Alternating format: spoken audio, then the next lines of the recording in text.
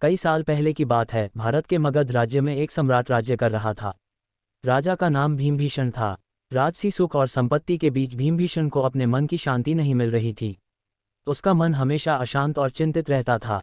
एक दिन वह राजमहल के बाहर टहलने के लिए निकला। उसके रास्ते में एक सन्यासी बाबा को देखा। वह बाबा भगवान बुद्ध के अनुयायी थे। भगवान बुद्ध के सामर्थ्य और उपदेशों के बारे में जानने की इच्छा से भीमभीषण ने उसे बुलाया। बाबा शांत और प्रकाशमय व्यक्ति थे। उनकी आंखों में आत्मज्योति की किरणें चमक रही थीं।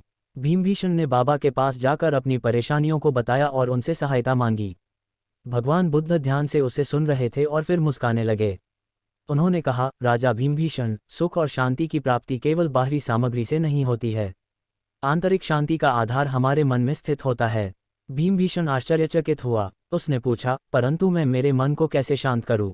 मेरे पास संपत्ति और सुख होने के बावजूद मेरा मन अशांत है। भगवान बुद्ध मुस्कुराए और कहा, राजा भीमभीषण, मन को शांत करने के लिए आपको अपने व्यवहार में परिवर्तन करने की जरूरत है।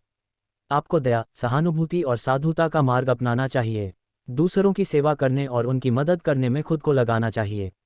इससे आपका मन शांत होगा और आप सच्चा सुखी जीवन जी सकेंगे।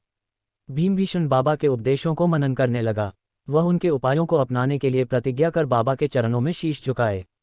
उसने दया और सेवा का मार्ग अपनाया और जीवन को एक नया आयाम दिया। वक्त बीता, भीमभीषण का मन शांत और प्रसन्न हो गया। वह एक संतुष्ट और प्रभावशाली राजा बन गया। उसका आत्मविश्वास बढ़ा और उसने अपने राज्य को धर्म के मार्ग पर चलाना शुरू किया। लोगों को उसके अच्छे कार्यों और नेतृत्व की मदद से संतोष मिला और राज्य में शांति फैली। भगवान बुद्ध के उपदेशों ने भीमभीषण के जीवन को पूर्णता और आनंद से भर दिया। भीमभीषण ने यह समझ लिया कि सच्ची खुशी और शांति आंतरिक स्थिति में ही प्राप्त होती है। उसने इस प्रकार अपने राज्य के साथ अपने मन को भी संघर्ष से उभारकर शांत और सुखी जीवन जीना सीखा।